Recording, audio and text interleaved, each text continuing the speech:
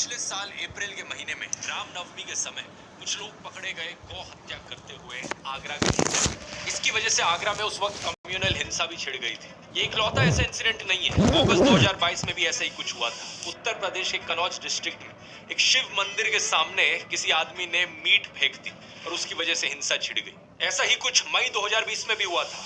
कोयम्बटूर मंदिर के सामने किसी ने मीट फेंक दी। फरवरी 2024 उत्तर प्रदेश के मुरादाबाद में कुछ लोग गौ हत्या काउस की स्लॉटरिंग करते हुए पकड़े गए। ये सारी खबरें सुनकर एक चीज आपके दिमाग में जरूर आएगी, आखिर ये कौन लोग हैं जो हिंदुओं की भावनाओं को ठेस पहुंचा रहे हैं और हिंदुओं को भड़काने की कोशिश कर रहे हैं। इसका जवाब वो नहीं जो शायद आप सोच रहे हो। पहली खबर का न्यूज आर्टिकल देखिए। यूपी पुलिस के अनुसार गौ हत्या के पीछे असली जिम्मेदार थे हिंदू महासभा के कुछ कार्यकर्ता जो हिंसा भड़काना चाह रहे थे। दूसरी खबर, शिव मंदिर के सामने मीट फिकवाई चंचल त्रिपाठी नाम के एक आदमी ने। इसने एक मुस्लिम कसाई को इसके लिए 10,000 रुपए दिए थे। इसके पीछे कारण था कि वहां के एसएचओ हरि श्याम सिंह के खिलाफ बदला लेना चाह रहा था। तीसरी खबर, कोयम्बटूर के मंदिर के सामने मीट फेंकने वाला आदमी था हरि राम प्रकाश, एक unemployed civil engineering graduate. Police के अनुसार ये मेंटली डिस्टर्ब था।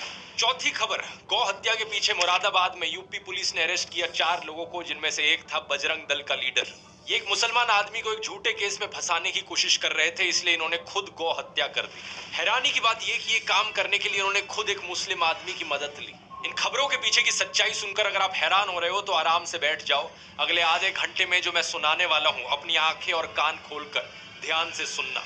हमारे देश में एक भयंकर माफिया चलाया जा रहा है व्हाट्सएप और मीडिया के जरिए, जिसका सिर्फ एक मकसद है, सभी हिंदुओं को ब्रेन वॉश करना और तानाशाह के हाथों कठपुतली बना देना। मैंने पिछले वीडियो में समझाया था दोस्तों कि कैसे किसी भी देश का कोई भी डिक्टेटर हो, वो हमेशा देश की मेजॉरिटी कम्युनिटी को अपना टारगेट बनाता है। भारत के केस में मेजॉरिटी कम्युनिटी है हम हिंदुओं की, और हमें ब्रेन वॉश करने के लिए जो व्हाट्सएप पर माफिया चल रहा है वो 4 डिपार्टमेंट्स पर काम करता है। पहला डिपार्टमेंट जो आपके अंदर गर्व और अहंकार भरता है। कहा जाता है कि आप हिंदू कितने महान हो, specially so called upper caste हिंदुओं को एक गर्व दिया जाता है। चाहे आपने कुछ पर्सनल लाइफ में अचीव किया हो या ना किया हो, आपको कहा जाता है कि आप महान हो क्योंकि आप इस जात इस धर्म में पैदा हुए हो।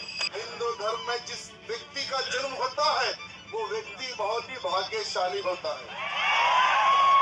दूसरा डिपार्टमेंट कहता है कि आप पर सदियों से अत्याचार हुआ है, ये देखो आप कितने बड़े विक्टिम हो। तीसरा डिपार्टमेंट, आप खतरे में हो, देखो हमें उन लोगों से खतरा है, वो कभी भी आकर हमें खत्म कर सकते हैं। और चौथा डिपार्टमेंट जो नरेंद्र मोदी को मसीहा बनाता है, आपको कहा जाता है कि अगर आपको कोई बचा सकता है तो सिर्फ वही एक इंसान है जो आपको आकर बचाएंगे, इसलिए सिर्फ उन्हें ही वोट दो। दुनिया का सबसे बेस्ट प्राइम मिनिस्टर है। बाप जो पैदा किया उससे बड़ा मोदी है, उतना वो भगवान है। भगवान भारत के भगवान का वरदान बन के आए हैं। इस वीडियो में तीसरे और चौथे डिपार्टमेंट को गहराई से समझते हैं, ये जानने के लिए कि लोगों को क्या क्या दिखाया जाता है उन्हें ब्रेन वॉश करने के लिए।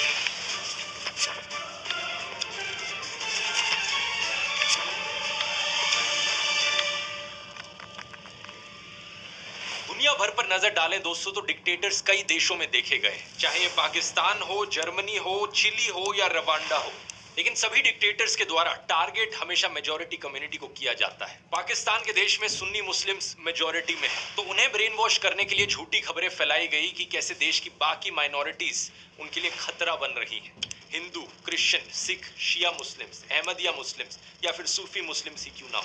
2021 में बीबीसी ने वीडियो रिपोर्ट अपलोड करी थी जिसमें दिखाया गया कि पाकिस्तान की स्कूल की किताबों में कैसा नफरतखोर प्रोपेगेंडा मौजूद है, जिसके जरिए बच्चों के दिमाग में जहर डाला जाता है। उन्हें ये कहानियां सुनाई जाती हैं कि कैसे हिंदूज और सिख्स ने लाखों औरतों बच्चों को मार दिया। मेरे पास मुताला पाकिस्तान बुक है और ये 11वीं और 12वीं जमात के लिए है। पेज नंबर 33 पे ये लिखा हुआ है, इंसानियत दुश्मन हिंदुओं और सिखों ने हजारों बल्कि लाखों औरतों, बच्चों, बूढ़ों और जवानों की इंतहाई बेदर्दगी और संगदिली से कत्ल किया और बेआबरू किया। और इतना ही नहीं, यहूदियों को भी इस्लाम का दुश्मन बताया जाता है। इसके अलावा इस 2016 की रिपोर्ट को देखो या फिर इस 2021 की रिपोर्ट को देखो, जिसमें बताया जा रहा है कि कैसे अहमदिया मुसलमानों के खिलाफ भी हेट स्पीच देखने को मिलती है पाकिस्तान में। इस सब नफरत का नतीजा ये हुआ है कि पाकिस्तान आज के दिन बहुत ही बुरी हालत में है।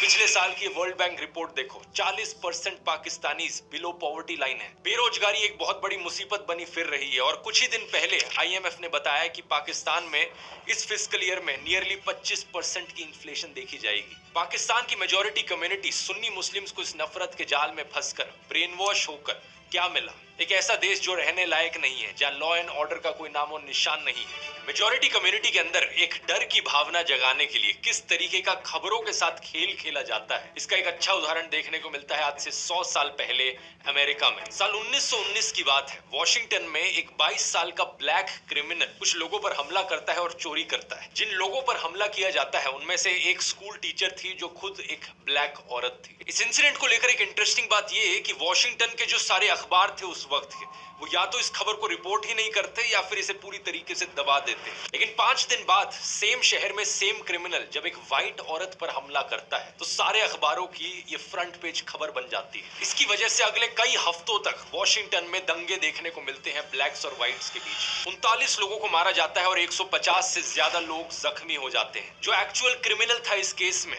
उसका अरेस्ट सिर्फ 1 साल बाद ही देखने को मिलता है जब वो कोई एक नई चोरी करता है। वॉशिंगटन पोस्ट जो उस वक्त भी एक अखबार था, वो 100 साल बाद 2019 में उस इंसिडेंट को लेकर खेद जताता है। आर्टिकल में लिखता है कि उन्हें रिग्रेट है अपने रेशियल पास्ट को लेकर। आज दोस्तों ऐसी ही कहानियां हमारे देश में दोहराई जा रही हैं। कुछ महीने पहले आपने एक खबर सुनी होगी श्रद्धा वालकर की, एक हिंदू औरत जिसे बहुत ही बेरहमी से मार दिया गया उसके मुस्लिम बॉयफ्रेंड आफ्ताब अमीन पूनावाला के द्वारा। शॉकिंग बात यह थी कि इसमें इसकी बॉडी को काट कर फ्रिज में रखा था, लेकिन हमारे गोदी मीडिया ने इस एक इंसिडेंट का इस्तेमाल किया सभी मुसलमानों के खिलाफ नफरत फैलाने के लिए। इसकी वजह से national broadcasting and digital standards authority NBDSA ने 50,000 रुपए का फाइन लगा दिया मुकेश अंबानी के चैनल न्यूज 18 पर। 4 शोज जिन्हें एंकर किया गया था अमीश देवगन और अमन चोपड़ा के द्वारा, इन्होंने नफरत फैलाई थी। 1 लाख रुपए का फाइन टाइम्स नाउ नव भारत पर भी लगाया गया इसी चीज को लेकर। इस इंसिडेंट का इस्तेमाल करके सोशल मीडिया पर भी भरपूर तरीके से नफरत फैलाई गई। एक गोदी इन्फ्लुएंसर ने बॉलीवुड एक्ट्रेस सोनाक्षी सिन्हा की फोटो अपलोड करी उनके मुस्लिम दोस्त के साथ। श्रद्धा की खबर को देखते हुए शत्रुघ्न सिन्हा ने दहेज की लिस्ट से फ्रिज को हटा लिया है। सुदर्शन न्यूज ने एक प्रोग्राम चलाया जिसकी हेडलाइन थी मेरा अब्दुल ऐसा नहीं है कि हकीकत। एक और गोदी इन्फ्लुएंसर ने ट्विटर पर पोस्ट किया आपका अब्दुल भी वैसा ही है। जी न्यूज ने ट्वीट करके प्रोग्राम चलाया मेरा अब्दुल वैसा नहीं है वालों के लिए सबसे बड़ा सबक है ये केस। और ऑफ कोर्स व्हाट्सएप माफिया ने भी अब्दुल शब्द का इस्तेमाल करके बहुत सारे जहरीले मैसेजेस फैलाए। ये सारे पोस्ट और मैसेजेस सिर्फ एक चीज साबित करना चाहते हैं कि हर एक मुसलमान आदमी एक पोटेंशियल खूनी है। अब्दुल शब्द का प्रयोग यहाँ पर सभी मुसलमानों को डिनोट करने के लिए किया जा रहा था। कुछ ही दिन पहले एक और ऐसी खबर आई कर्नाटका से, जहाँ पर एक मुस्लिम आदमी फयाज ने एक हिंदू लड़की नेहा को मार दिया। एक बार फिर से ये सारे गोदी इन्फ्लुएंसर्स और व्हाट्सएप माफिया को चलाने वाले एक्टिवेट हो गए और सभी मुसलमानों के खिलाफ नफरत उगलने लग गए। मकसद सिर्फ एक, हिंदुओं को ब्रेन वॉश करो और हिंदुओं के अंदर डर बिठाओ कि हिंदू खतरे में है और हमें अगर इस खतरे से बाहर निकलना है तो मोदी को वोट देना होगा। अब जिन लोगों को ब्रेन वॉश ऑलरेडी किया जा चुका है उन्हें इस चीज में कुछ भी गलत नहीं लगेगा। वो कहेंगे क्या गलत है इसमें, ये मर्डर यहाँ पर हुआ, मुसलमान ने किया, ये सारे मुसलमान ऐसे ही होते हैं। उन्हें अगर आप बोलने की कोशिश करोगे तो सिर्फ 1-2 इंसिडेंट्स है, वो आपको 10 ऐसे इंसिडेंट्स गिना देंगे। शारदा आफ्ताब, नेहा फयाज, साक्षी साहिल खान, निकिता तौसीफ, अरशद प्रभा, अंकिता शाहरुख, रितिका सईद,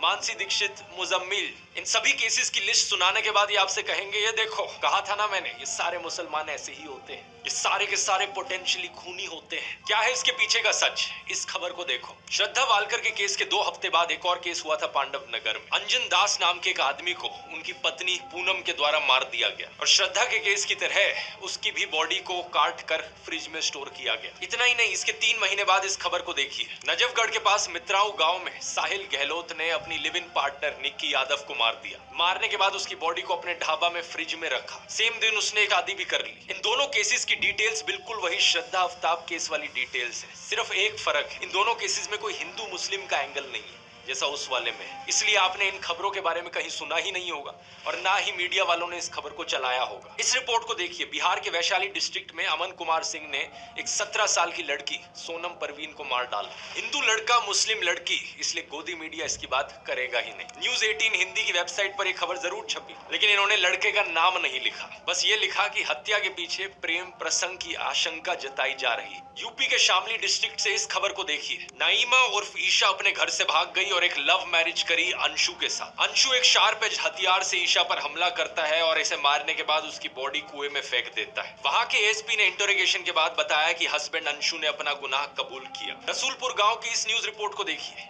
20 साल की गुलनाज खातून को जिंदा जला दिया गया एक आदमी और उसके दोस्तों के द्वारा, क्योंकि उसने मैरिज प्रपोजल रिफ्यूज कर दिया था। यहाँ अक्यूज्ड कौन था? सतीश कुमार राय। पिछले साल जब साक्षी और साहिल खान की खबर मीडिया में फैलाई जा रही थी, तो उससे कुछ दिन पहले एक और वैसा ही इंसिडेंट हुआ था। बिहार का एक लेबरर रामानुज साहू सूरत गया अपने परिवार से मिलने। उसका अपनी पत्नी रेखा के साथ झगड़ा हुआ और उसने रेखा पर 10 बार चाकू से वार किया। जब उसकी 19 साल की बेटी ने अपनी मां को बचाने की कोशिश करी तो उसने उसे भी मार डाला। नजफगढ़ की इस खबर को देखिए। विपुल सिंह नाम का आदमी खुले में धमकी देता है कि वो मुसलमान औरतों को मोलेस्ट करेगा और मारेगा। दिल्ली पुलिस और एनसीडब्ल्यू ने इस पर कॉग्निसेंस भी लिया। या फिर 5 महीने पहले की कर्नाटका की इस रिपोर्ट को देखिए। 39 साल का आदमी प्रवीण अरुण, इसने अपनी 21 साल की एयर होस्टेस कोलीग आयनाज के साथ दोस्ती करी। जब आयनाज ने इससे कम्युनिकेट करना बंद कर दिया, ये उसके घर में गया और उसे मार डाला। और इसके बाद इसने उसकी मां को भी मार डाला, उसकी बड़ी बहन को भी मार दिया और उसके छोटे भाई 14 साल के उसको भी मार दिया। फिर से हिंदू आदमी है, मुस्लिम औरत है, तो गोदी मीडिया इसकी बात नहीं करेगा, ना ही आपको व्हाट्सएप पर सुनने को मिलेगी। 20 दिन पहले की इस खबर को देख लीजिए। 26 साल की रुखसार उर्फ रिया को उसके लिव इन पार्टनर ने मार डाला और उसकी बॉडी को एक कबर्ड में स्टफ कर दिया। अक्यूज्ड कौन था? विपुल टेलर नाम का आदमी। जब दैनिक जागरण में एक खबर छपी तो इन्होंने लड़की का नाम कहीं मेंशन नहीं किया अपने आर्टिकल में। अब इस खबर को देखिए। बेंगलोर में रहने वाला प्रदीप एक रुखसाना नाम की औरत से संबंध बनाता है। दोनों का साथ में बच्चा होता है। रुखसाना उससे शादी करना चाहती है, लेकिन वो ये नहीं चाहता था, तो उसने रुखसाना का खून कर दिया। ये भी कुछ ही दिन पहले की खबर है कर्नाटका से। मेरा एक ही सवाल है नफरत फैलाने वाले नमूनों से। आपको मैंने इतने सारे केसेस गिना दिए यहाँ पर पिछले 1-2 सालों के, जहाँ पर हत्या करने वाला एक हिंदू था। तो क्या यहाँ पर यह कहा जा सकता है कि हर हिंदू आदमी यहाँ पर एक पोटेंशियल खूनी है? ऑब्वियसली नहीं कहा जा सकता।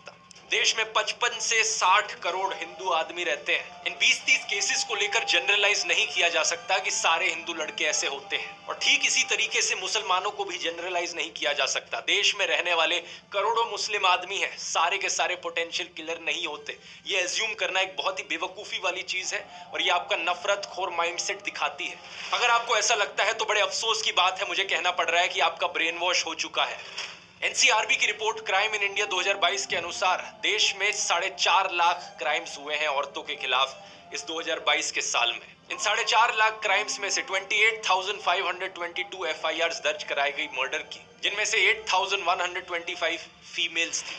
अब एक साल में अगर 8,000 से ज्यादा मर्डर के केसेस हो रहे हैं जहां पर औरतों को मारा जा रहा है, तो ऑब्वियस सी बात है इनमें से कुछ मर्डर्स ऐसे होंगे जो एक मुसलमान आदमी ने किए होंगे, कुछ ऐसे होंगे जो एक हिंदू आदमी ने किए होंगे।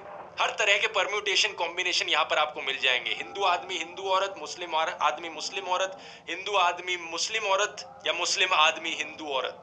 और सिर्फ हिंदू मुस्लिम ही नहीं, सभी धर्मों के आपको कॉम्बिनेशन मिल जाएंगे, क्योंकि 8,000 यहाँ पर बहुत बड़ा नंबर होता है। प्रॉब्लम यह है कि जिन लोगों का ब्रेन वॉश हो चुका है उनकी आवाज सिर्फ तब निकलती है जब उन्हें दिखता है कि हत्या करने वाला एक मुस्लिम आदमी था और जिसकी हत्या हुई वो एक हिंदू औरत थी। लेकिन इन सब लोगों के मुंह पर चुप्पी लग जाती है जब दिखता है कि यहाँ एक हिंदू औरत को हिंदू आदमी के द्वारा मारा गया या फिर एक मुस्लिम औरत को हिंदू आदमी के द्वारा मारा गया। किसी भी नॉर्मल इंसान में अगर इंसानियत है तो वो इन सभी केसेस के खिलाफ आवाज उठाएगा जहां जहां औरतों का अत्याचार हो रहा है। कोई भी सेंसिबल आदमी यहां पर कहेगा सरकार को कि यहां सारे क्राइम्स को क्यों नहीं रोका जाता जो सारी औरतों के खिलाफ हो रहे हैं। असलियत में सॉल्यूशन ढूंढने की जरूरत है इस चीज को लेकर। ऐसा तो होगा नहीं कि पुलिस एक एरिया को सेफ बनाएगी सिर्फ हिंदू औरतों के लिए और मुस्लिम औरतों के लिए वो एरिया अनसेफ रहेगा।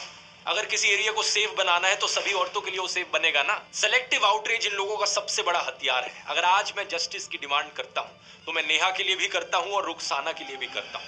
मैं उन सभी हिंदू और मुस्लिम औरतों के लिए जस्टिस की डिमांड करता हूं जिनके खिलाफ अत्याचार हुआ है। पुलिस को यहाँ पर स्पीडी इन्वेस्टिगेशन करने की जरूरत है। देश भर में अगर पुलिस वालों की कमी है तो स्टेट गवर्नमेंट्स को यहाँ पर और पुलिस को रिक्रूट करने की जरूरत है। कोर्ट्स अगर धीरे काम करते हैं तो उन्हें फास्ट ट्रैक ट्रायल करने की जरूरत है। तारीख पे तारीख देना उन्हें बंद करना होगा और खून करने वाला चाहे हिंदू हो या मुसलमान हो, उन सबको स्ट्रिक्टेस्ट पनिशमेंट दी जानी चाहिए। अब मैं इन बीजेपी वालों को चैलेंज करता हूं कि ये सेम चीज बोलकर दिखाएं। इनका एक भी नेता, एक भी कार्यकर्ता ये सेम चीज बोल नहीं पाएगा, हिम्मत ही नहीं होगी, क्योंकि अगर इन्होंने ये चीज बोल दी तो इनका पूरा का पूरा सिस्टम खत्म हो जाएगा। हिंदुओं को ब्रेन वॉश करने का इनका यही तरीका है और इसके बिना इनका धंधा ही नहीं चलेगा। अरे किसी और धर्म की औरत को लेकर जस्टिस की डिमांड करे वो तो बहुत दूर की बात है। ये हिंदू औरतों के लिए भी जस्टिस की डिमांड नहीं करेंगे अगर इन्हें देखा कि बीजेपी इन्वॉल्व है कहीं पर। अगर किसी हिंदू औरत को किसी हिंदू आदमी के द्वारा मारा गया किसी बीजेपी रूल्ड स्टेट में या किसी कल्प्रेट का कोई बीजेपी कनेक्शन निकल जाए तो इनके मुंह बिल्कुल बंद हो जाते हैं। दिसंबर 2019 में देख लो क्या हुआ था जब farmer BJP MLA Kuldeep Singh को कॉन्विक्ट किया गया किडनैपिंग और मोलेस्टिंग के केस में। इस केस में बहुत से विटनेसेस की मौत हो गई थी और इनके कार्यकर्ताओं ने क्या किया, इनके सपोर्ट में रैली निकाली थी। विधायक जी सरासर निर्दोष हैं, उनको फंसाया जा रहा है। कुछ महीने पहले एक IIT BHU का केस हुआ जहां पर 3 अक्यूज थे, कुणाल पांडे, सक्षम पटेल और अभिषेक चौहान। ये बीजेपी IT सेल की वाराणसी यूनिट का हिस्सा थे। इन्होंने अपनी फोटोज पोस्ट करी थी JP नड्डा के साथ, अनुराग ठाकुर के साथ, UP CM आदित्यनाथ के साथ। क्या लगता है आपको, यहाँ पर किसी हिंदू औरत की इन्हें चिंता थी? बिल्कुल नहीं थी, क्योंकि इस केस में इनके खुद के लोगों पर आरोप लगा था बलात्कारी का। उत्तराखंड का ये केस देख लो, 19 साल की अंकिता भंडारी का। ये एक रिजॉर्ट में काम करती थी और इस रिजॉर्ट के owner farmer BJP politician Vinod Arya के बेटे पुलकित आर्या थे। इस पर इल्जाम लगा कि इसने अंकिता को मोलेस्ट किया और उसकी हत्या कर दी। लड़की के पापा को एक से दूसरे पुलिस स्टेशन तक भागना पड़ा FIR रजिस्टर करवाने के लिए। कुछ एक्शन सिर्फ तब लिया गया जब लोकल न्यूज पोर्टल जागो उत्तराखंड में इस मर्डर को हाईलाइट किया। लेकिन बाद में पता है क्या हुआ, इस न्यूज पोर्टल के जर्नलिस्ट आशुतोष नेगी को ही पुलिस अरेस्ट कर लेती है, ये कहकर कि इसके इंटेंशंस पर हमें शक होता है। अंकिता भी हिंदू थी, लेकिन क्या व्हाट्सएप पर आपने इस मैसेज को पढ़ा? कभी नहीं पढ़ा होगा, क्योंकि इनका माफिया चल रहा है। श्रद्धा वालकर के केस में तो मुस्लिम ऑर्गेनाइजेशन जमात इस्लामी हिंद ने उसे कंडेम भी किया और किलर को लेकर हार्शेस्ट पनिशमेंट भी मांगी। नेहा फयाज के केस में अंजुमन इस्लाम कम्युनिटी के मेंबर्स ने कर्नाटका चीफ मिनिस्टर को लेटर भी लिखा, ये कहते हुए कि हम अक्यूज फयाज के खिलाफ सीवियर पनिशमेंट की मांग करते हैं। लेकिन जो व्हाट्सएप फॉरवर्ड्स आपके फोन में हर दिन हर शाम को आ रहे हैं, वो व्हाट्सएप फॉरवर्ड्स आपको ये चीजें नहीं बताएंगे, क्योंकि उनका मकसद सिर्फ आपको ब्रेन वॉश करना है। वो सिर्फ आपके दिल के अंदर डर की भावना जगाना चाहते हैं कि आपको डर लगे मुसलमानों से और फिर इस डर के मारे आकर आप मोदी को वोट दो। मुझे बड़ा बुरा लगता है कहते हुए कि हमारे देश के प्रधानमंत्री के पास भी अब और कुछ बचा नहीं है। अब उन्होंने भी अपने भाषणों में ऐसे झूठ फैलाने शुरू कर दिए हैं कि हिंदुओं के अंदर डर बैठे और डर के मारे वो उन्हें वोट करें। ये संपत्ति इकट्ठी करके किसको बांटेंगे? जिनके ज्यादा बच्चे हैं उनको बांटेंगे, घुसपैठियों को बांटेंगे। पहली बात, कांग्रेस के पूरे मैनिफेस्टो में हिंदू और मुस्लिम शब्द का कहीं कोई जिक्र नहीं किया गया है और ना ही वेल्थ रीडिस्ट्रीब्यूशन शब्द आपको पूरे मैनिफेस्टो में कहीं मिलेगा। मेरी बात पर यकीन नहीं होता, आप इनका मैनिफेस्टो खुद जाकर देख सकते हो। कांग्रेस की वेबसाइट पर लिंक मैंने डिस्क्रिप्शन में भी डाल दिया है। कंट्रोल F करके वेल्थ रीडिस्ट्रीब्यूशन सर्च करने की कोशिश करना, कुछ नहीं मिलने वाला। उल्टा कांग्रेस के मैनिफेस्टो में बात करी गई है एजुकेशन की, हेल्थ केयर की, रोजगार की। इन्होंने कहा है कि ये 22 करोड़ लोगों को गरीबी से बाहर निकालेंगे, करोड़ों नौकरियां देंगे। राहुल गांधी ने अपनी स्पीच में भी ऐसा ही कहा था कि जितने रुपए नरेंद्र मोदी ने अडानी को दिए, उतने रुपए ये गरीबों को देंगे, मजदूरों को, किसानों को और युवाओं को देंगे। जितना पैसा उन्होंने अरबपतियों को दिया, उतना पैसा हम गरीबों को, पिछड़ों को, दलितों को, आदिवासियों को उठा के दे देंगे। दूसरी बात, प्रधानमंत्री ने बड़ी बेशर्मी से मुस्लिम्स पर वही स्टीरियोटाइप थोप दिया जो इनके व्हाट्सएप माफिया में फैलाया जाता है कि ये मुसलमान तो हमेशा ज्यादा बच्चे पैदा करते हैं। जब प्रधानमंत्री ये खुद 5 भाई बहन नहीं है क्या? यूपी चीफ मिनिस्टर आदित्यनाथ को देख लो, उनके खुद 3 भाई और 3 बहन है। ये जो परसेप्शन बनाया जाता है कि मुसलमान ज्यादा बच्चे पैदा करते हैं, ये बिल्कुल बकवास परसेप्शन है, क्योंकि सरकारी रिपोर्ट्स को आप देखोगे तो ज्यादा बच्चे पैदा करना इसका फीमेल लिटरेसी से रिलेशन है। लक्षद्वीप में 96% लोग मुस्लिम है, लेकिन वहां की फीमेल लिटरेसी हाई है, इसलिए वहां का फर्टिलिटी रेट बहुत कम है। ऑन एवरेज लक्षद्वीप में एक औरत सिर्फ 1.4 बच्चे पैदा करती है, लेकिन देश भर में ये एवरेज 2 पर है। अब बिहार जैसी स्टेट को देख लो जहां पर फीमेल लिटरेसी सबसे कम है, इसलिए बिहार बर्थ रेट में सबसे ऊपर है। कुछ जगहों पर ये जो लोकलाइज ट्रेंड देखने को मिलता है जहां मुस्लिम्स का फर्टिलिटी रेट थोड़ा सा ज्यादा है बाकी रिलीजन से, इसके पीछे कारण भी लिटरेसी रेट है, क्योंकि हिस्टोरिकली मुस्लिम्स का लिटरेसी रेट हमेशा थोड़ा सा पीछे था, लेकिन अब मुस्लिम्स का बर्थ रेट सबसे तेजी से कम हो रहा है। लेकिन प्रधानमंत्री मोदी को इन फैक्ट से क्या फर्क पड़ता है? उनका तो एक ही फंडा है, झूठ बोलो, झूठ बोलो, झूठ बोलो।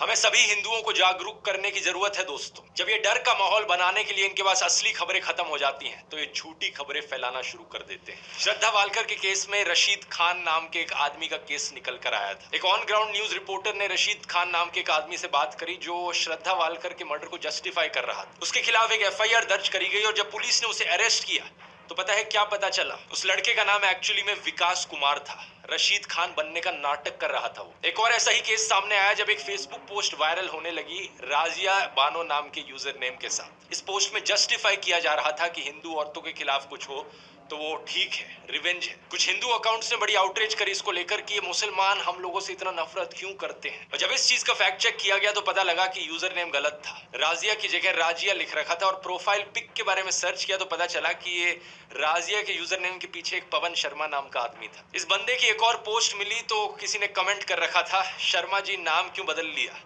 तो उस आदमी ने लाफिंग इमोजीज के साथ रिप्लाई किया, पवन भाई अब मुल्ली बनोगे क्या, सॉरी मुल्ला।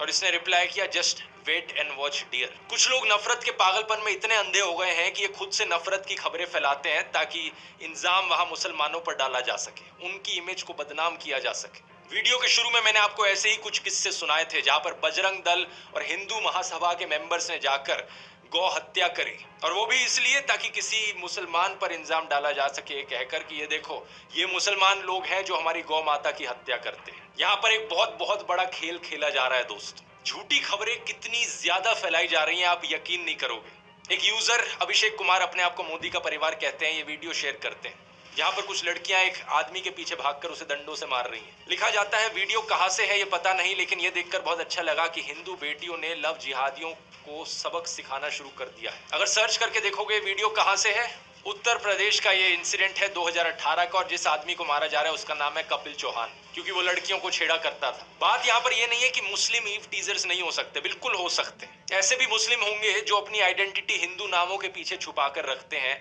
और हिंदू लड़कियों को ट्रैप करने की कोशिश करते हैं, जैसे कि जुलाई 2022 का केस यूपी के आजमगढ़ में। ऐसे भी मुस्लिम्स हैं जिन्होंने हिंदू मंदिरों के सामने कुछ गलत किया है, जैसे कि ये वेस्ट बंगाल टेम्पल का केस जहां पर एक मुस्लिम आदमी ने उसके सामने पेशाब कर दिया था। लेकिन बात मैं यहाँ पर ये कहना चाह रहा हूँ कि लॉ एंड ऑर्डर हमेशा काम करना चाहिए, हर इंसान को पनिशमेंट मिलनी चाहिए, लेकिन आपको जो दिखाया जा रहा है वो सिर्फ एक साइड की खबरें दिखाई जा रही हैं। और ये जो नफरत फैलाई जा रही है ये सिर्फ मुसलमानों के खिलाफ नहीं है, बल्कि बीजेपी के खिलाफ जो भी आवाज उठाता है उसके खिलाफ सिमिलर तरीके से कैंपेन चलाई जाती है।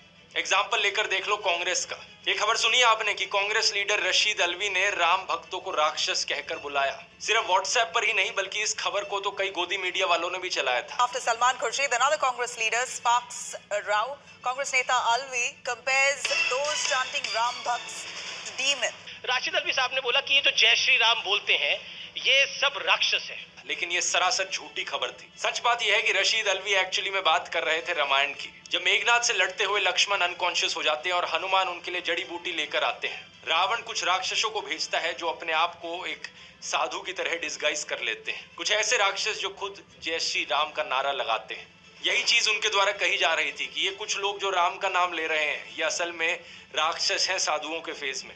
वो अप्सरा बन जाती है और वो हनुमान जी से कहती है, हनुमान क्यों वक्त खराब कर रहे, तुम्हें तो सूरज निकलने से पहले जाना है संजीवनी बूटी लेकर। और ये जो सामने बैठा है जय श्री राम कह रहा है, मुनि नहीं ये निश्चर घोरा, ये मुनि नहीं है ये तो घोर राक्षस है। मैं आपसे बस इतनी बात कह के अब आपसे विदा लूंगा कि आज भी बहुत लोग जय श्री राम का नारा लगाते हैं, वो सब मुनि नहीं वो निश्चर।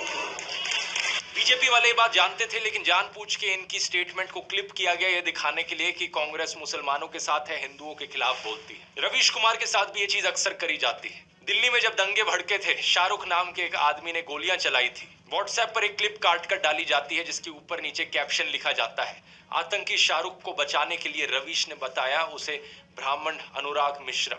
जो ओरिजिनल अनएडिटेड वीडियो है वहां पर रवीश कुमार कह रहे हैं अभी भी जरूरत है कि पुलिस इसकी पहचान को लेकर दोबारा बोले। पुलिस साफ कहती है कि शाहरुख है, मगर आप सोशल मीडिया में देखिए अनुराग मिश्रा बताया जा रहा है। अभी भी जरूरत है कि पुलिस इसकी पहचान को लेकर दोबारा बोले। इसके बाद एक एनडीटीवी रिपोर्टर खुद पुलिस से बात करते हैं और कंफर्म करते हैं कि इस आदमी का नाम शाहरुख ही है। नाम को लेकर कोई स्पष्टीकरण आया है कि नाम क्या है? शाहरुख नाम है उसका। एक और झूठ फैलाया जाता है कि रवीश कुमार कभी कश्मीरी पंडितों की बात नहीं करेंगे, जबकि उन्होंने कई बार एपिसोड्स बनाए हैं कश्मीरी पंडित पर, 12 साल पहले से लेकर एज रिसेंट एज 3 महीने पहले। लेकिन क्या फर्क पड़ता है, व्हाट्सएप पर जब लोगों को ब्रेन वॉश करना है तो उसके लिए कुछ भी बोल दो। एक और एक्यूजेशन जो इनके खिलाफ उठाई जाती है कि ये कभी कांग्रेस के खिलाफ नहीं बोलते, लेकिन 2014 से पहले की इनकी ये क्लिप देखो, कई रिपोर्ट्स मिल जाएंगी जब ये मनमोहन सिंह की सरकार के खिलाफ आवाज उठा रहे हैं। पिछले अगस्त में अयाज झांसवी के शेर से जवाब दिया था, तब कोयला घोटाले के आरोपों की आंच उनकी सरकार पर आ रही थी। 7 महीने बाद मनमोहन सिंह ने उन सवालों का जवाब दिया या अपनी आबरू के लिए खामोशी तोड़ी है। एस्बेस्टस के इसी तरह के हजारों कमरे गांव की जमीन पर बना दिए गए और मजदूरों को बोरी में आलू की तरह इनमें ठूस कर रख दिया गया। अब मेरे खिलाफ भी ये लोग ऐसे ही झूठ फैलाते हैं। इस व्हाट्सएप मैसेज को देखो, पता नहीं कितनी बार इन्होंने इस व्हाट्सएप मैसेज को अपने ग्रुप्स पे बार बार फॉरवर्ड किया है। लिखते हैं कि मैं एक हिंदू ही नहीं हूँ, मेरा नाम ध्रुव राठी नहीं है, मेरा असली नाम है बदरू रशीद। और इतना ही नहीं, इन्होंने मेरी वाइफ यूली को भी पाकिस्तानी बना दिया। अब नीचे देखो क्या क्या बकवास लिख रखी है कि यहाँ पे पाकिस्तानी आर्मी का कनेक्शन है, ISI है, अमेरिका है, दाऊद इब्राहिम का कनेक्शन है। क्या बकवास लिखते हैं, मुझे सुनकर हंसी आती है, आपको भी हंसी आ रही होगी, लेकिन इसके पीछे का एजेंडा देखो क्या है। जो भी बीजेपी के खिलाफ बोलने की कोशिश करता है उसे किसी ना किसी तरीके से मुसलमान बना दो, पाकिस्तानी बना दो, क्योंकि जो ओवरऑल गेम यहाँ पर खेला जा रहा है वो यही है कि हिंदुओं के अंदर डर बैठाना है। और जो भी इनके खिलाफ बोले, अगर कोई वो हिंदू बोल दे ना इनके खिलाफ, तो वो हिंदू हो ही नहीं सकता। ये अपने फॉलोअर्स को, अपने ब्रेन वॉश लोगों को यही दिखाना चाहते हैं कि जो भी वहां से आवाज उठा रहा है इनके खिलाफ वो हिंदू नहीं है, वो सिर्फ मुस्लिम लोग हैं। जो झूठ ये फैलाते हैं उसे ये डबल चेक भी नहीं करते। एक ये मैसेज था इनका जो फैलाया जा रहा था, अभी कुछ दिन पहले एक ये दूसरा मैसेज है इनका जो ये फैला रहे हैं। इस ट्वीट को देखो, इसके अनुसार तो मेरे फादर इन लॉ है एक्चुअली में पाकिस्तानी सिटीजन, यानी कि यूली के पापा। फिर लिखते हैं कि यूली इकलौती बेटी है उनकी। ये चीज भी झूठ है। अगर इन्होंने मेरे व्लॉग्स देखे होते तो इन्हें पता होता कि वो इकलौती नहीं है। मतलब कुछ बिलीवेबल तो हो जो कह रहे हो, लेकिन अनफॉर्चुनेट चीज ये है कि जो लोग ब्रेन वॉश्ड हो चुके हैं इनके माफिया के अंडर आकर, उन्हें इससे फर्क ही नहीं पड़ता। ये एक लॉजिकल सेंसिबल दिखने वाली झूठी कहानियां क्यों बनाने में टाइम वेस्ट करें, जब इनके जो लोग व्हाट्सएप मैसेजेस पढ़ रहे हैं वो इन बेसर पैर की झूठी कहानियों से ही कन्विंस्ड हो जा रहे हैं। व्हाट्सएप माफिया का तीसरा डिपार्टमेंट कुछ इस तरीके से लोगों के अंदर डर बिठाता है कि उनकी सोचने समझने की शक्ति बिल्कुल स्विच ऑफ हो जाती है।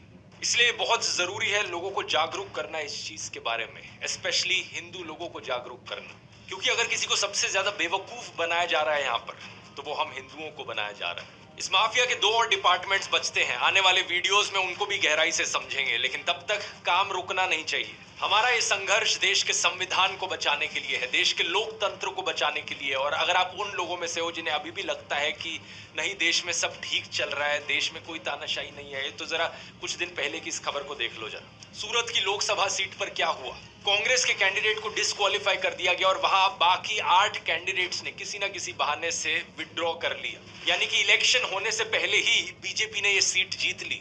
इमेजिन कर सकते हो दोस्तों, लाखों लोग जो सूरत में रहते हैं उनका लोकतांत्रिक अधिकार उनसे इस तरीके से छीन लिया गया। इतना ही नहीं, अरुणाचल प्रदेश में भी ऐसा ही कुछ हुआ। बीजेपी ने 10 सीटें ऑलरेडी जीत ली वहां पर इलेक्शन होने से पहले ही। और इस खबर को देखो, जहां पर दिल्ली में वो चुनाव हारने वाले थे उन्होंने इलेक्शन ही नहीं होने दी एमसीडी की। इससे पहले चंडीगढ़ की इलेक्शन में सीधा फ्रॉड करने की कोशिश करी गई थी बीजेपी को जिताने के लिए। मतलब समझ रहे हो आप इस सब का दोस्तों, जो पहले चंडीगढ़ में हुआ, जो आज सूरत में हुआ, वो कल पूरे हिंदुस्तान में होगा अगर इन्हें इसी तरीके से जीतने दिया गया तो। 1 नेशन 1 इलेक्शन तो सिर्फ दिखावे का फंडा लगता है। अगर देश इसी तरीके से आगे बढ़ता रहा तो यहाँ पर जल्द ही 1 नेशन 0 इलेक्शन होगी। चुनाव होने से पहले ही बीजेपी के कैंडिडेट्स जीतते जाएंगे। क्या आप ऐसा देश देखना चाहते हो जहाँ पर इलेक्शन के कोई मायने ही ना रह जाए? इस चुनाव में दोस्तों हमें अपनी पूरी जी जान लगानी होगी देश के लोकतंत्र को बचाने के लिए। मैंने तो अपना पूरा करियर यहाँ दांव पर लगा दिया है, क्योंकि मैं चुप नहीं बैठ सकता। मैं देश को ऐसी हालत में गिरते नहीं देख सकता। इसलिए मैं बार बार कह रहा हूँ, अपनी आवाज उठाओ, क्योंकि शायद दोबारा कभी मौका ना मिले। 3 स्टेप्स मैं आपको दोबारा से बताना चाहूंगा। स्टेप 1, मेरे व्हाट्सएप चैनल को जाकर ज्वाइन करो। इसका लिंक इस QR कोड में मिल जाएगा, या लिंक डिस्क्रिप्शन में भी है। अगर ये लिंक आपके लिए खुल नहीं रहा तो व्हाट्सएप ऐप को अपडेट करो अपने फोन पर। चैनल ज्वाइन करने के बाद बेल आइकन